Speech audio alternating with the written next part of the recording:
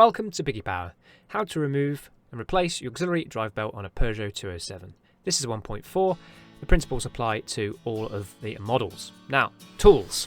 15mm spanner. If it's too short, it's not going to be enough.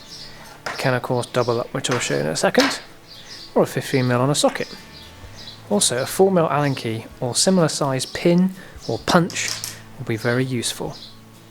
Obviously something to remove the wheel, and I'm going to show you with the arch liner removed. You don't have to do this, but you just need a little lever to pop the clips out if you're going to do that.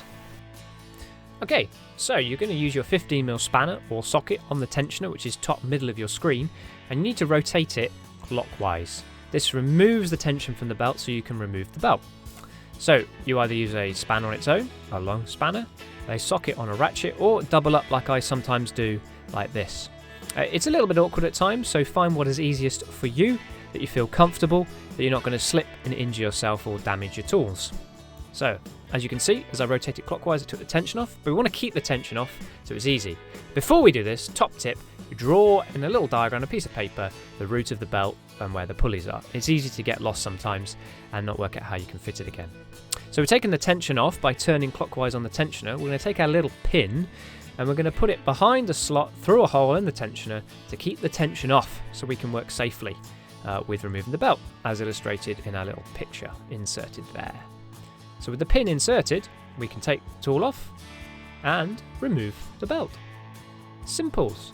So if you're replacing the belt at this point, check you get the right length for the new one, or just keep it out of the way to use later. Check it for condition. Any cracks, splits, if you're not sure, they're inexpensive, go for a replacement, as we have done here. Now we're following a little diagram, and we're going to reroute the belt back on. I often finish with the largest pulley because that's the easiest one to get on if it's a little bit tight. And I'm checking from underneath and from above that it all lines up with the grooves and the pulleys. If it's not, try again.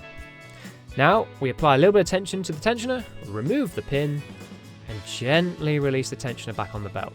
Make sure it's all okay.